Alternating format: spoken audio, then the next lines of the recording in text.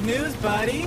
Shroud says he just wants the Astral Pulse, which we all know isn't really yours anyway. Where the Astral Pulse at? Engaging protopulse. Now. How'd you know about the Astral Pulse? Oh, brother, everybody know about the pulse. Wait, Sure. What's up?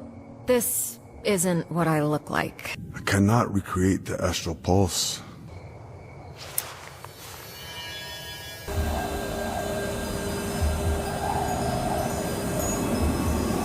Like you caught one small star and chop him in a bottle. Your invisible girlfriend stole my astral pulse to give it to you. And a bunch of B-grade villains have been trying to unlock its power only to end up blowing their asses off like you did. You're the only one I told about my amulet, so I figured he wouldn't see it coming. Give me my pulse, and no harm will come to your stupid dog.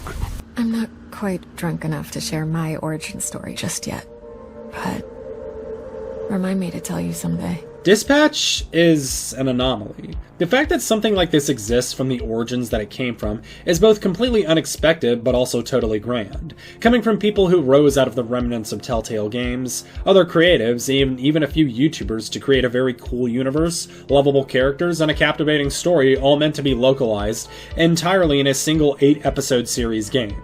It even had comics released alongside the episodes to help with world building, and I found myself very excited for the ending, as likely millions of others also did. This world is all over the place with its elements too, with things like people being born with superpowers, other confirmed planets garnering sentient life in just the second episode, the existence of demons and likely also angels, and the way all of these things interact with an otherwise realistic fiction world. However, there is one group of these elements that is more ingrained in reality than any other, and that's both the main protagonist Robert the Mecha Man and the main antagonist Elliot with the alias Shroud. Both of them are normal humans without powers who simply manage powerful technology to even odds in their favor, and it works great for them. As a matter of fact, these are two of the most powerful characters in the whole series, and it's great and all, and I absolutely love the message of this, that anybody can be a hero whether they were given powers or not, but it begged the question, how? Or more specifically, what is the Astral Pulse and why is it so important and isn't being recreated? Furthermore, how was it made and what all is it capable of? And why is there seemingly an exactly adjacent piece of technology just like it in the Dispatch universe? I don't know how much we have to get into for this one, or if we will ever be seeing a Dispatch 2, but I want to see if I can figure out what this thing actually is, and if it contains any secrets we don't know about. This is the Astral Pulse theory.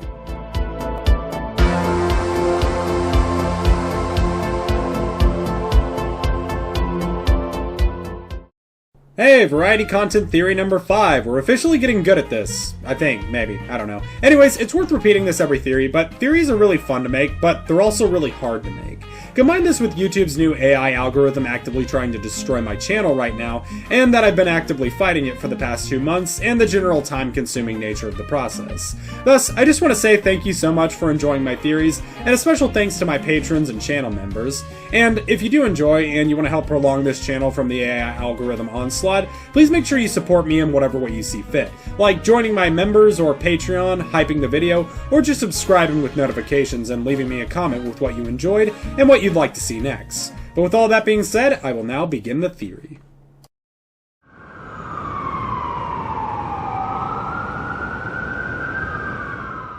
Dispatch opens with little explanation. You're a guy lying on the floor talking to someone, the cutest dog on the planet comes and then licks the blood off your nose, and it's revealed that you captured this guy and were interrogating him before using him as your glorified BetterHelp therapist. You later found out that this guy was part of a villain syndicate known as the Red Ring, being led by, as you might have guessed, Shroud, who is augmenting villains with cybernetics of sorts, and that you, Mecha Man, are going to find him and either terminate him or bring him to justice. Unfortunately, Robert didn't really come with that much of a plan, immediately falls into a trap, and gets his entire Mecha Man suit destroyed in the fight. Both parties, Robert and the Red Ring, were looking for the Astral Pulse in the explosion, but unfortunately it wasn't found by either side. Months later, Robert has to announce to the public that he isn't capable of being Mecha Man anymore, at least for the time being, and is completely lost in the same day, until he meets the branch leader of some sort of superhero company called SDN by the title of Blonde Blazer.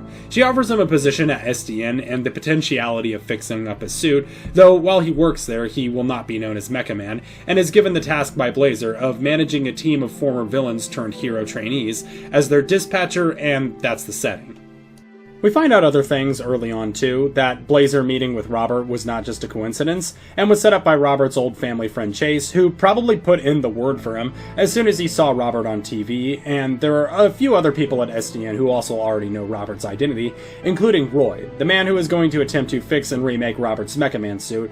However, Roy, despite being adept at both tech and shop, later learns that he is physically incapable of fully fixing or remaking the Mecha Man suit due to the simple fact that he cannot properly recreate the Astral Pulse, the most important part of the entire suit, which carries and produces an extremely large amount of energy, likely capable of powering far more than just the Mecha Man suit. If I were to give a reference to this, I would assume it works similarly to a fusion core for power armor in the Fallout universe, and even more so, some value of fusion is how it works, which we can hear from Roy in this conversation. What's crazy is when you mix the control fusion reactions with the plasma containment. Oh, brother, you got a core one super crazy energized plasma state. Unreal stuff. Like you caught one small star and chop them in a bottle. Physics is not my strong suit, but effectively the Astral Pulse appears to be capable of generating the same energy type of that of the Sun, being nuclear fusion and plasma containment, which creates a terrestrial form of the plasma found on stars by using magnetic fields to contain the searing hot plasma. Plasma containment is also fundamentally required to produce fusion power. In other words, on the surface, yes, what the Astral Pulse is a self-sustaining nuclear reactor that fits within the palm of a person's hand. So, obviously this item, especially being the only one of its kind in the Dispatch universe, would be extremely valuable, even if not for the Mecha Man suit. And because of this, the Astral Pulse is a huge contention throughout the entire game, as this is the fundamental component that allows Robert to become Mecha Man, and all attempts to recreate it have failed, with even the main villain of the game, Shroud, interested in it as well. So, the question then becomes, where did the Astral Pulse come from, and who made it? What was used in the process, why can't it be recreated, and how Mecha Man got a hold of it.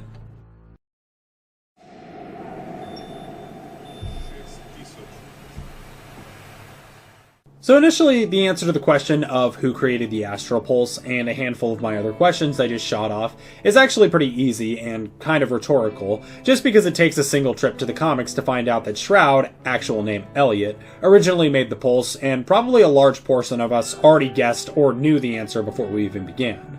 With comic number 5 claiming that Robbie, Robert's dad, heckled the Pulse out of him, and comic number 6, Elliot Shroud, made the Pulse in its entirety. We also learn from comics 5 and 6 that Robert's dad, Robbie, was a bit of a dick. The story in these two comics goes as follows. Comic 5 supposedly taking place in 1999, Robbie's dad was a member and apparently also largely seen as a leader of the Brave Brigade, a team of superheroes. They are at a barbecue at Mecha Man Robbie's place, where Robbie and Chase, Trackstar, are talking about allowing Elliot into the Brave Brigade, since his significantly powerful cybernetic enhancements would be an invaluable asset to the team. However, Robbie is notoriously adamant about not allowing Elliot into the team yet, whether this be due to not thinking Elliot has what it takes, or his general suspicion at Elliot's cybernetics, or some combination of both. This leads to an accident where Elliot storms away, and young Robert accidentally activates the Mecha Man suit, and Chase narrowly saves him, but not before it shoots a hole in his ear, and Robert's dad Robbie just tells him to get up. We move to Comic 6, The Death of Mecha Man. Hopefully there's no spoilers as to what happens in it. We don't know the exact year it takes place, but since we know Dispatch takes place within 2 years of modern day, and Shroud went to prison for 15 years, we can assume it's anywhere between the years of 2008 to 2010. We get to Robbie and Elliot talking, and we can assume some time has passed. Elliot now isn't chubby anymore, and even looks as though he's put on a fair amount of muscle. He has significantly modified himself, and generally now looks like an actual combatant. He confronts Robbie to find out that once again he blocked a vote to make him a member of the Brave Brigade. Elliot finally snaps, saying that he's going to unmake the Astral Pulse he made, and demands to fight with Robbie in the Mecha Man suit as a sort of final passage, whereas Robbie berates him back and refuses to take him seriously, stating that he wouldn't even need the Mecha Man suit to beat him, and then proves this by sneak attacking him cowardly and beating him up pretty badly in a fight. Following, however, Robbie concedes and says that if he shows up again after that, then Robbie will know that he has a hero on his hands. Elliot does show up again, but unfortunately he brought a big iron with him, and then shortly after terminates Robbie.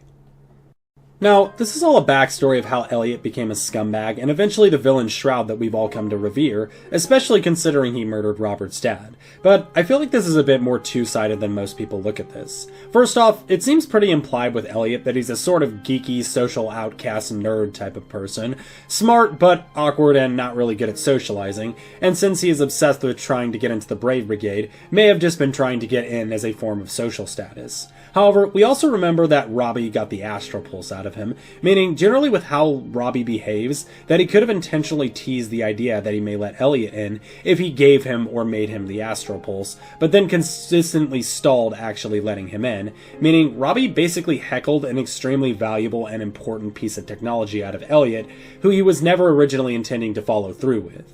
Additionally, if the year on the comic number 5, 1999, is accurate, and isn't just a postcard picture or something, this delaying of allowing him into the Brave Brigade lasted a minimum of 8 years, meaning Robbie not only kept him around, but simultaneously refused to actually put him on the team, despite the fact that it seemed a majority of the Brave Brigade also wanted to let him in.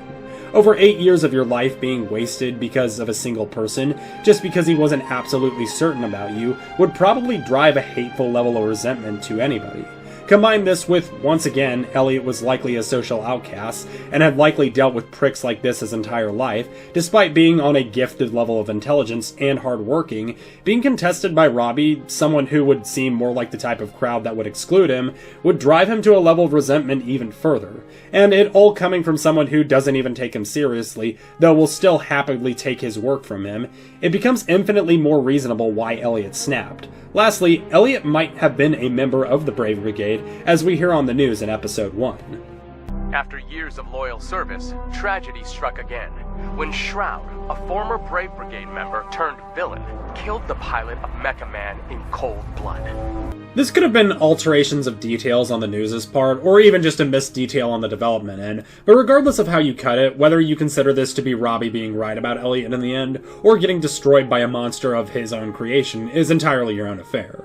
We can even read deeper in between the lines and assume that this whole ordeal was why Elliot became so obsessed with chance, because he wasn't able to predict that Robbie was just wasting his time all this time, and wanted to make sure he had never become finessed like this again. There's plenty of other assumptions we can make about this, but let's get back to the Astral Pulse. The reason I bring all of this other talk about Robbie and Elliot and their rivalry is because I originally assumed getting the Astral Pulse back was not a case of not being able to make another one, but rather a state of pride, that Elliot simply wanted to take it back what was his and unmake it, and that would make complete sense with everything I've said so far, and because of that, I almost considered not even writing this theory. But then I thought about it a bit more. Like, Elliot Shroud was more than capable of making more powerful robotics than whatever suit he was in when he lost to Robbie, so why not make another Astral Pulse if he could just do that? In the final fight with Robert, he was literally capable of making a mech suit stronger than Mecha Man's, even without the Astral Pulse. Sure, these things take time, but once again, this was a minimum of 8 years' time Elliot was waiting. We even have this scene from Shroud in the finale. Your dad said he'd help me build a mech if I helped him build the Astral Pulse.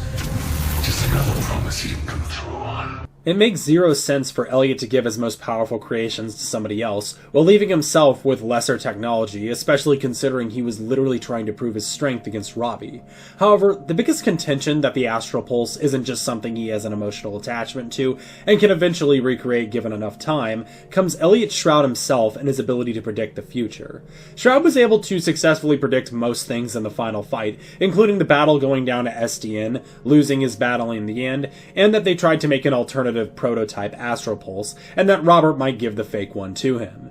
If the Astral Pulse could be remade, and would give him the full ability to accurately see the future, would it not be more logically sound just to stay hidden while creating another Astral Pulse, to win the fight with perfect future predictions? We do see an instance that there is some level of pride when it comes to the both option. I'm not steps ahead, I'm miles.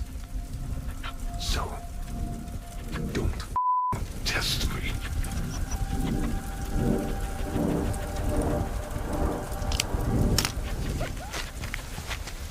What the is this, Robert? You said you wanted the Astral Pulse. I gave it to you. One of those is it. They look fucking identical, Robert. Look, you're right. I can't outsmart you. Because, you know what? I'm not a smart guy. So, the only way to keep you from knowing what I'm doing is to not have any idea what I'm doing. Which is how I feel all the time. But I trust my gut and I take my best guess. Just like you used to do. Before you plugged all those fucking Christmas lights into your head. Before you were afraid to make your own decisions. Elliot. Maybe we wait till we get home? Shut the fuck up!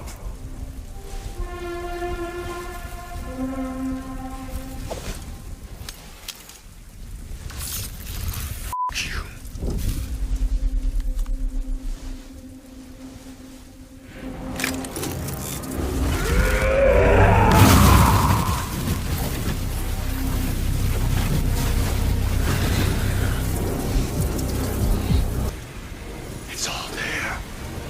Every permutation. Every... Uh-oh. Just a hunch, but I'm starting to think that you guessed wrong. No, it's just... But up until he was forced to make that decision, he had logically correctly planned virtually everything. So why even put himself in that position if he could just remake the pulse? For me, that almost confirms that whatever the Astral Pulse is, although it is an item of pride for him, is still more than meets the eye. And I intend to figure out what.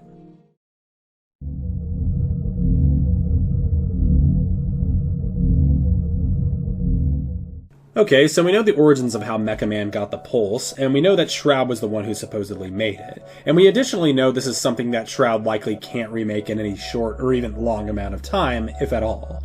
We also know that it functions as a sort of palm-sized nuclear reactor, functioning with fusion reactions similar to that found in stars. But Shroud himself, nor does anybody give any detail of how it was actually created.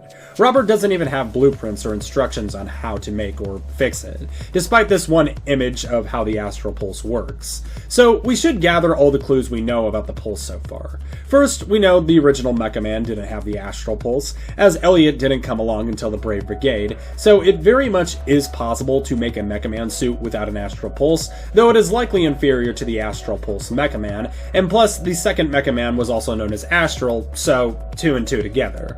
Second, if we listen to Royd, and due to the second Mecha Man known as Astral, plenty of people knew about the Astral Pulse and likely theorized about how it worked. How'd you know about the Astral Pulse?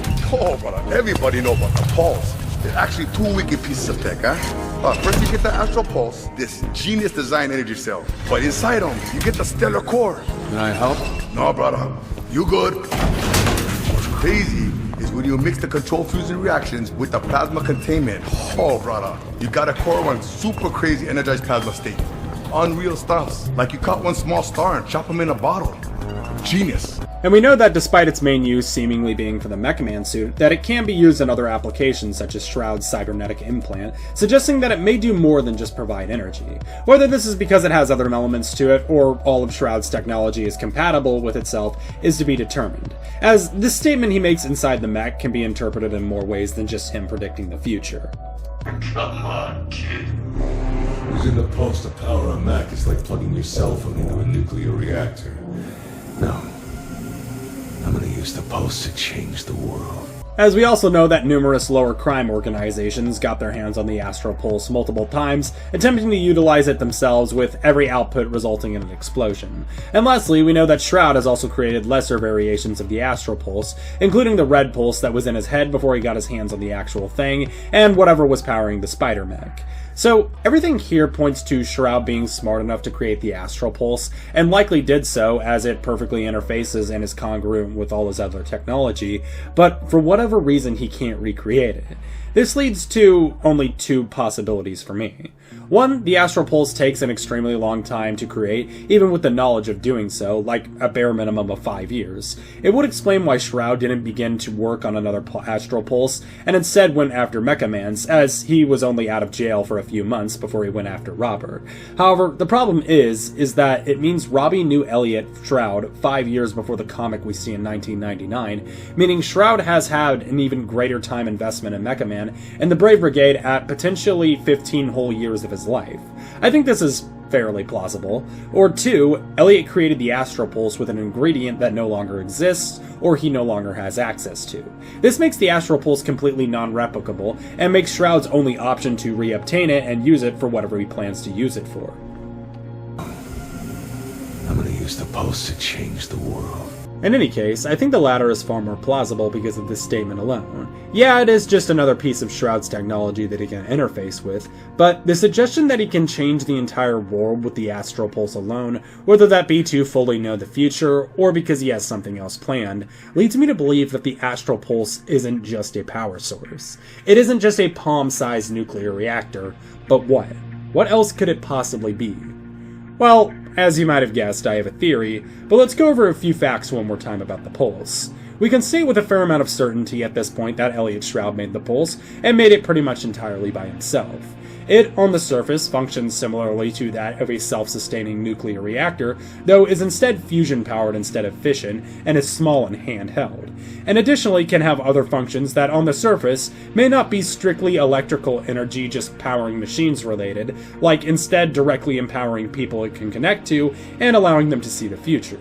So, when we ask how Elliot Shroud made something like this, he probably didn't have the idea of it from scratch. In other words, I think he took inspiration from another artifact he witnessed, and potentially even used material from to create. And there's plenty of inspiration for Shroud in the Dispatch universe. There are aliens, monsters, magic, demons, and seemingly random anomalies too, and pretty much every hero save for Shroud and Mecha Man are based on one of these things. And when it comes back to talking about heroes, out of all the heroes that Shroud talks about, he seems to look down on most of them, even including Robber. He is ruthlessly rude to both Coop and Sonar regardless of who you pick. He calls the entire Z-Team a bunch of turncoats, doesn't even really respect his own faction, and doesn't even really acknowledge Chase, Waterboy, or Phenomenon. But one hero he does really respect, and makes a point to bring attention to, and even appears to have a possible history with, is Blonde Blazer.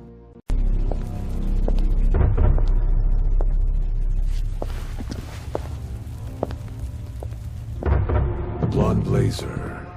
I fired the bartender, but I can still get you something to drink. No, thank you. And to what do I owe the pleasure? Now, if... Bullshit. Not disrespect one of the last true heroes. Sorry about that. If they weren't shit, you wouldn't have cut them. You were saying...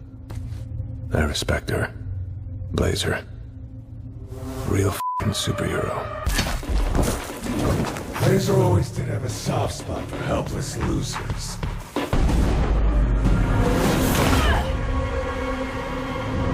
You were late. My calculations had you showing up 30 seconds ago. Sorry to disappoint. I understand keeping tabs on the most dangerous of your opponents, but Shroud doesn't have this admiration type of behavior towards Chase, Robert, or even Phenomenon, who, if he actually calculated things, would understand how much of a threat each of them were.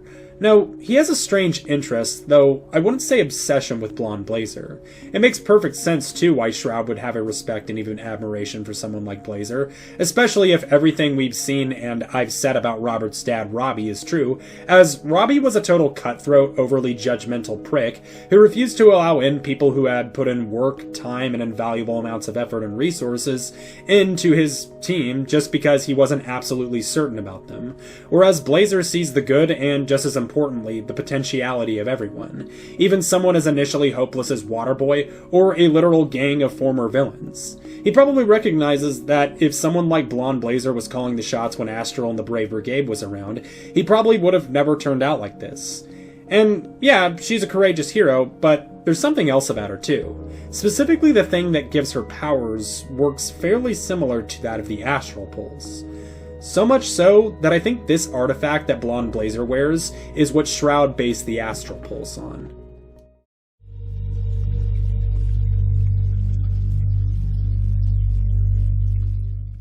Blonde Blazer is the first hero we meet in Dispatch besides Robert himself. She's always there to save Robert, offered him the job at SDN, is generally friendly and nice to be around regardless of romance status, and doesn't even appear upset about it even if Robert leads her on and turns her down, and also has the highest all-around stats in the entirety of Dispatch units, covering nearly the whole graph on her own.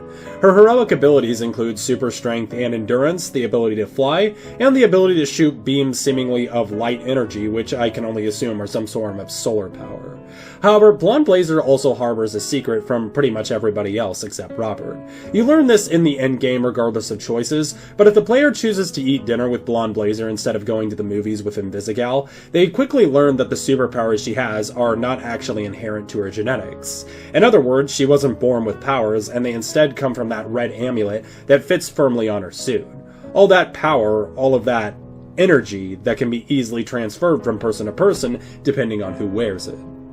Now, I think you all already see where I'm going with this, and I know I'm probably not the only one to notice this either, but let's go real quick. Both the Astral Pulse and the Amulet are capable of granting enhanced energy, strength, and endurance, capable of allowing the user to levitate off the ground, and if we're going off of whatever powered the spider mech, both are also capable of producing beams of energy.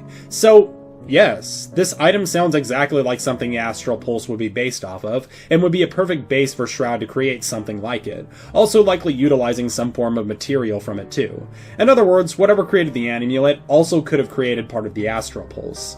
However, we have a problem. And that's that Blonde Blazer, unless it's a situation where she doesn't age as long as she has the amulet, and she's actually over 70 years old, which does have some possibility that otherwise she was most certainly not around with her amulet when Shroud would have been making the Astral Pulse. And at first glance, that actually may seem like my entire theory about this part may start to fall apart. However, we can easily save ourselves by also asking the question of, where did Mandy get the amulet to become Blonde Blazer? And as you might have guessed, I have a theory.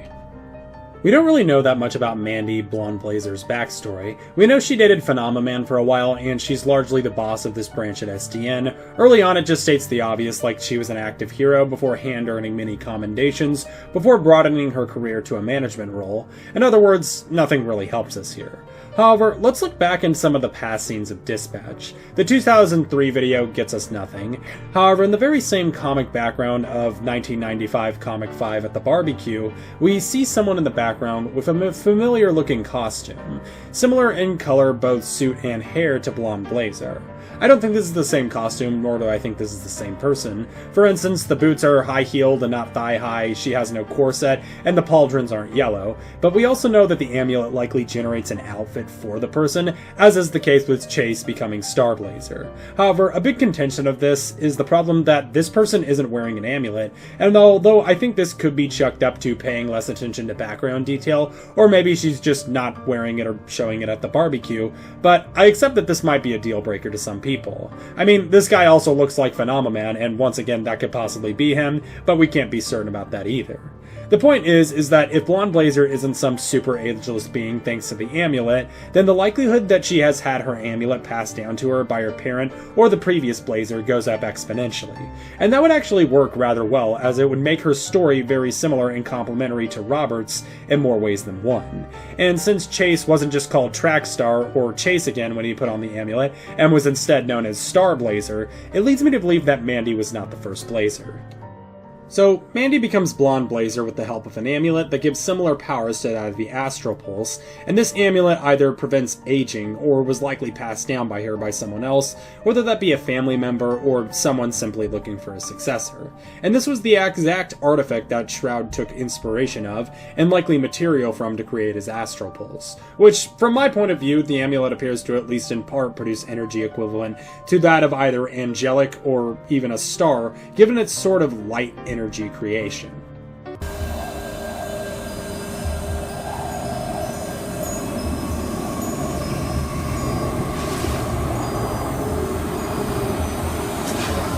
Like you caught one small star and chop him in a bottle. Genius. However, we still don't know exactly what it is, and honestly at this point we were at a dead end. It didn't take long to figure out that Shroud made the Astral Pulse, and after being finessed for close to a decade by Robbie, Shroud took out his rage by murdering him, to have the only thing on his mind be the Astral Pulse, which he made inspired by the Blazer amulet, and for some reason was incapable of recreating. But we still don't know why. This was largely the final question of the theory, as we had most of this in the bag already, but we couldn't answer what specific component in the Astral Pulse made it beyond just a nuclear reactor. Well, fortunately we have a lot of conclusions we can draw, as Dispatch has pretty much every type of fiction that usually results in a power of sorts in it, including confirmed magic, mutants, aliens, alternate dimensions, and even literal demons too. As a matter of fact, Malevola literally has a cult of people that worship her, and understanding various cults like the ones of Chod, and her general knowledge of hell. Yeah, there's a special place in hell for the Bone Zone. Literally, and it's not what you think. Or maybe it is. So we need to look through each of these power sources and see which one relates most to Blonde Blazer's amulet. At first glance, since the amulet gives this general light energy aesthetic, I would assume once again that it has some type of holy, angelic, or star alignment to it, but there's not exactly any confirmed angelic characters in Dispatch. So we go back to everything and anything that could even remotely be linked to the amulet, or the Astral Pulse, and I was looking everywhere. I looked in Blonde Blazer's office, but all I found were her degrees and certificates of achievements. We have this lizard guy who was wearing this necklace. Despite it having this gold color though, I don't know if it actually gives him his powers. We have this other villain by the name of Psychic, who is originally a cut Dispatch hero who also wears an amulet with what appears to be a pearl, and that might be what gives her powers. And Toxic in his human form, you can see, is also wearing a ring necklace of sorts. Though, these were the only three I could find out of Shroud's red ring, and obviously he has powered villains with them, so the only one whose amulet might actually even give them powers would be Psychic.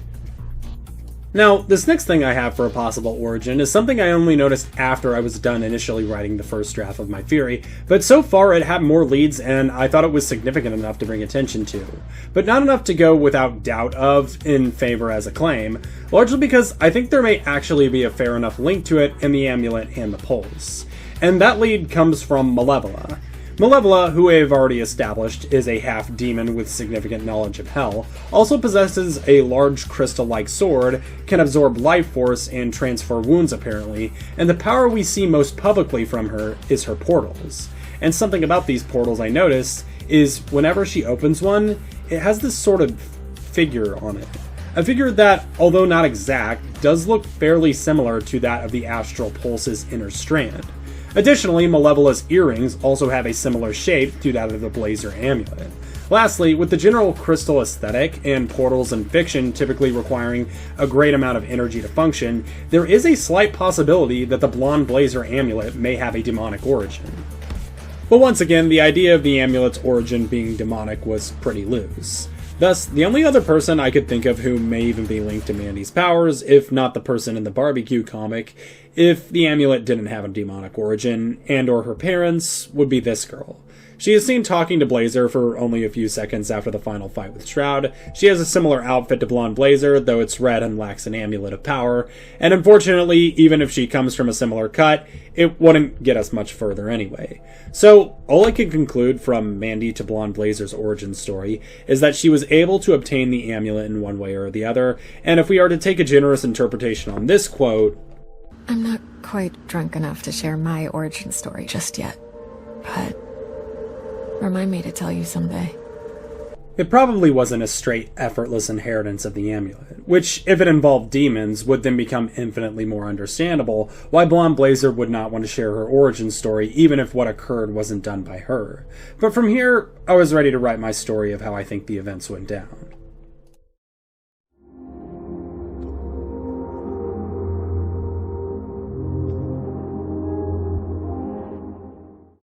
So, let's take this from the top, and our story starts roughly anywhere from 26 to 30 years ago, after the death of Mecha Man Prime, and during the time of Mecha Man Astral. Robbie, whether he managed to repair the Prime suit, or simply wanted to start from scratch with a new power source, eventually found himself in the company of the Brave Brigade, and not much longer became a leader of the group of sorts. Additionally, somewhere along the line met Elliot Connors, a scientific genius wanting to enter into the hero work for one reason or another. Robbie didn't necessarily respect this man all that much, but did take an interest in his intellect and ability to create technology. Thus, he entertained an idea and phrased it as a proposition that Elliot may be able to join the Brave Brigade if he created a strong power source capable of powering a more versatile and competent Mecha Man suit, though still being small enough to not cause issues with the design. Elliot agreed with the proposition, but also added on to the deal that Robbie, who at the time was a more competent mechanic, would in turn help Elliot create a mech suit of his own. Robbie didn't work on another mech suit, though Elliot on the other hand got to work immediately on running ideas of a power source and how he could make something small yet powerful enough to power a several-ton metal mech suit and all of its gadgets and weapons. And the idea finally came to him in the form of a superhero, specifically one wearing a red amulet, often referred to as a blazer. A hero with seemingly limitless strength, endurance, the power of flight, and is capable of generating beams of pure energy. Elliot started crunching numbers together on the Blazer superhero, and eventually deemed it a mathematical certainty that the Blazer hero's power was actually not genetic, and instead based on a very red amulet on the hero's chest. Elliot began observing this hero, seeing how their amulet worked, how it could be replicated, and if not that, taken. There were other amulets, necklaces, and artifacts that granted powers, but only the red amulet would do due to its energy creation. And in an attempt to learn the energy creation of the crystal, entertained the idea of stealing it. This led to a secret mission, which could have involved finding the origin of the amulet and gathering the materials to create it, able to replicate its energy production when in proximity of the crystal, making a deal, or even a potential heist or shattering of the crystal. The result concluded with the material he needed to create the Astral Pulse, a small handheld cylinder capable of producing near limitless energy and perfect for the Mecha Man suit, which on the surface appeared to just be a palm-sized nuclear reactor, but in reality had a component or the remnants of a component of a supernatural artifact capable of drawing power from the stars, and in its function produces a small dwarf star inside of itself to power everything, and can even synthetically replicate some of the power of its inspiration tech, the red amulet, given the user has the right modifications. Thus, its name as a seemingly mystical power source, the Astral Pulse, fits perfectly. Whether it was a material, an energy, or a simple conclusion upon studying it once up close, he likely would never be able to replicate it truly again. Upon completion, he eagerly gave the pulse to Robbie, and in addition offered other cybernetic modifications for people in the Brave Brigade once he was allowed to fully join. But Robbie didn't follow through with allowing him in, which led to a potentially decade-long stagnation, with a large portion of people voting to let Elliot in, but Robbie never fully agreeing, whether that be because he didn't respect him, or because he was suspicious of Elliot and the creation of the pulse. Eventually, though, nearing the end of this decade-long back and forth, Elliot finally demands to join into the Brave Brigade after Robbie once again prevents a vote for him to join in, even challenging Robbie to a fight where he promptly humiliates Elliot, stating that afterwards, if he comes back tomorrow, that Elliot does actually have what it takes to become a hero. Unfortunately, the fight caused Elliot to truly snap, causing him to murder Robbie in cold blood with his own revolver that he got from Robbie's locker after the fight, having never even fully taken the shroud off of his head. Shortly after, Elliot is taken to prison, leaving Robert, an only child, with the origins of the Astral Pulse completely unknown to him, with no blueprints or schematics on how to fix it, duplicate it, or even where it came from. And that left us with the story that started 15 years later. We don't know for certain what Elliot did to create the Astral Pulse, or how right or wrong I am about its origins, but if we were to take an interpretation of Blonde Blazer's words... I'm not quite drunk enough to share my origin story just yet. And that Shroud appears to know about Blazers of the past. Not disrespect. One of the last true heroes. Blazer always did have a soft spot for helpless losers. Whatever Shroud did to create it likely had some aspect of magic, alien, or demonic infused into it, likely has a dark secret attached to its creation, and that is the Astral Pulse theory.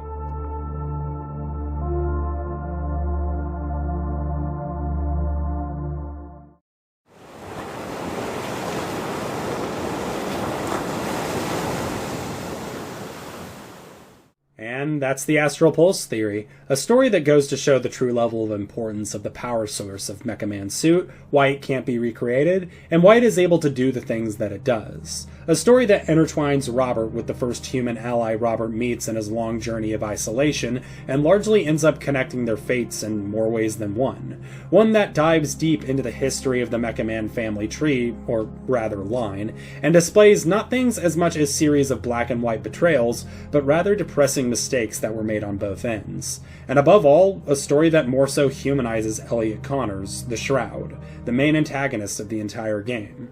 Rather, this ending wasn't a one-sided act of pure lunacy, but the depraved act of someone who felt betrayed and in that moment acted out irrationally, harming everyone in the process, including himself, and solidifying himself as the villain. I'll be honest and say I was a bit disappointed with this theory. Not because I didn't think that I did a deep enough dive, or the claims I made weren't safe or sound bets, but rather I just didn't go as far as I wanted to, and I could not figure out the origins of Blonde Blazer's amulet, or get a true, genuinely safe assumption on Blonde Blazer's family tree. I even looked through the phone line and the Easter egg, but I just couldn't get a name or a conversation that stuck everything together. And there's dozen more things that I could claim or speculate, like maybe the amulet is instead a reference to the Astral Pulse in some way, as it has been over 25 years since the Astral Pulse's creation, or further flesh out my claim that it's demonic in origin, though it doesn't change that the amulet still grants light-like powers. It could be exactly as I assumed, as an angelic artifact of sorts, or maybe it is as alien as Kraton Phenomenon. All I know is that its similarities to the Astral Pulse are far too much for it to just be a coincidence. Will we ever know where the artifact came from, the true creation process of the Astral Pulse, or the deeper secrets of all magic and powers in this game's universe? Currently, there's not a confirmed Dispatch 2, but maybe if there is, one day Blonde Blazer might have a different answer for us. But remind me to tell you someday. Definitely.